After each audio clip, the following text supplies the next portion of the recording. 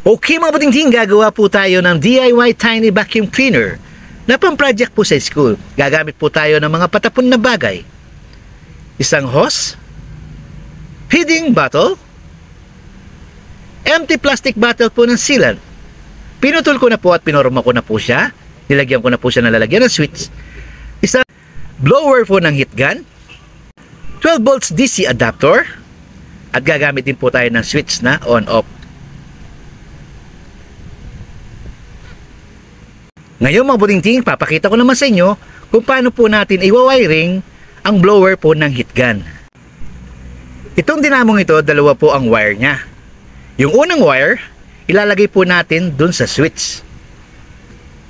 Tapos, lock po natin. Okay, nalagay na po natin yung terminal ng blower sa switch. At yung isang wire ng switch, yan po yung magiging linya po natin. Tapos yan, magiging linya din po natin, no? Yung isang natitirang terminal po ng ating blower. Ngayon, lalagyan po natin siya ng 12 volts adapter DC, no? 12 volts siya mga butingting, no? Tapos, plug in natin. Tapos, i-switch natin siya. Ayan. Umandar na po ang blower po ng ating heat gun. Ngayon, gagawin po natin, lalagyan po natin ng housing ang ating blower. Ngayon, ilalagay po natin, no, yung empty bottle ng sealant, no? Pinorma ko na po yan mga butingting. Nilagyan ko na ng lalagyan ng switch at labasan po ng ating linya ng ating blower. Unang-unang gagawin po natin mga butingting, kukunin po natin yung switch. Ilalagay po natin yung wire doon sa lalagyan ng switch. Tapos mga butingting, ilulusot natin doon sa bilog na yan. Kasi dyan po natin ilalagay ang ating linya.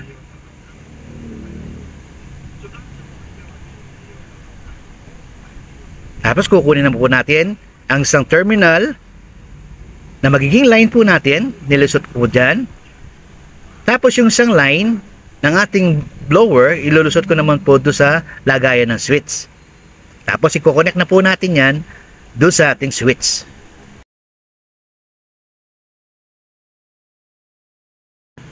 Okay, nalagay na po natin ang wire sa switch. Tapos screw na po natin siya para malak po natin yung wire.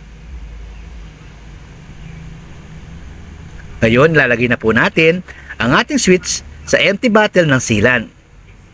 Nilagyan ko lang po ng forma yan mga butingting para hindi naman po sayang sa oras. Tapos ayusin lang po natin ang mga wire.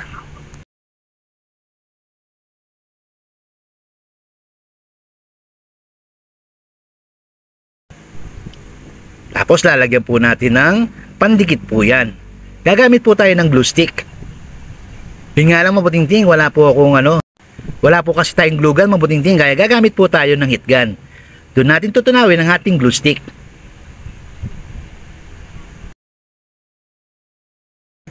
Ayan, natunaw na po natin ang ating glue stick.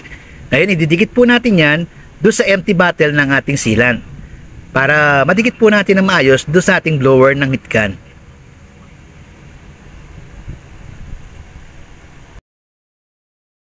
Ilalagay po natin paikot doon sa ilalim po ng ating empty bottle.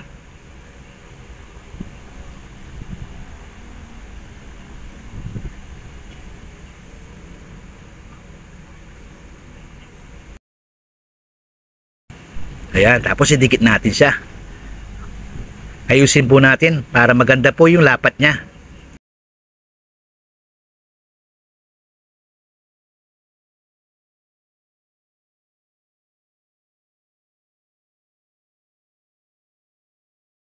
Ngayon, tuyo na po ang ating glue stick.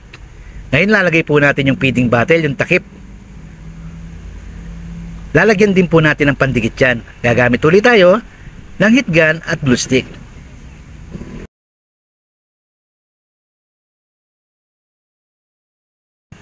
Okay, tunaw na po ang ating glue stick. Lalagay na po natin dun sa empty bottle. Paikot din mga butingting, no? Lagay natin paikot para maganda na po yung dikit po ng takip po ng ating feeding bottle, para wala po siyang singaw. Mas maganda kasi mga butingting walang singaw ang ating ginagawang vacuum cleaner. Okay,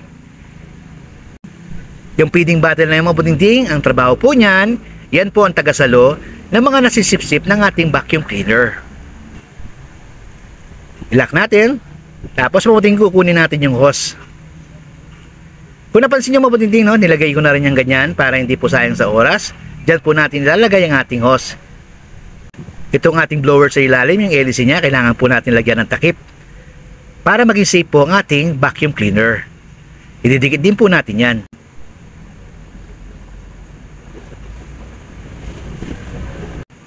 Kagaya din ng dati, no? Kailangan natin matunaw ang ating glue stick sa ating heat gun.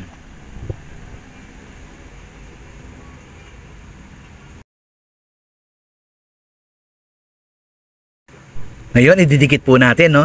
Di bali po yan ang magiging guard po ng ating hélice. Para hindi po siya nakakatama sa ating kamay pag ginagamit na po natin ang ating vacuum. Tapos lalagay na natin. Tapos ipoporma lang natin para hindi tumatama doon sa hélice po ng ating vacuum. Tapos patutuyin po natin. Ayun, ayusin natin, no? Ikot-ikot natin ang ating hélice kung tumatama sa ating guard. Kung okay na, patuyin natin. Ngayon matinding, nalagyan ko na pala ito ng masking tape kanina, no? Ngayon, dadagdagan lang natin ang ating masking tape para mas maganda yung lock niya.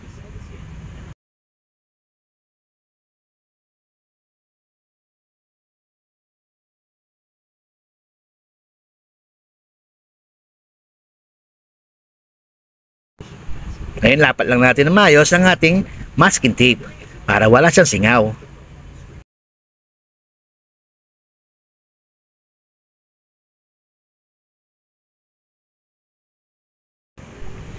Ngayon, lalagyan po natin ng net ng ating feeding bottle.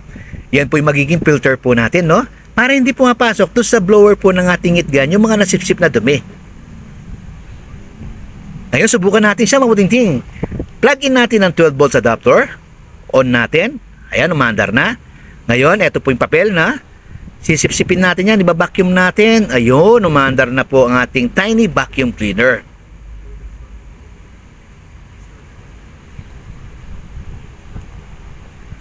Ayun, tingnan natin, no? Yung nasipsip. Bubuksan natin ang feeding bottle. Ayan po yung dumi, mabuting-ting, no? Okay, ngayon, subukan natin sa balahibo ng pusa. Marami kasing balahibo ng pusa dito sa amin. Ayan po yung mga balahibo ng pusa. Vacuum po natin siya.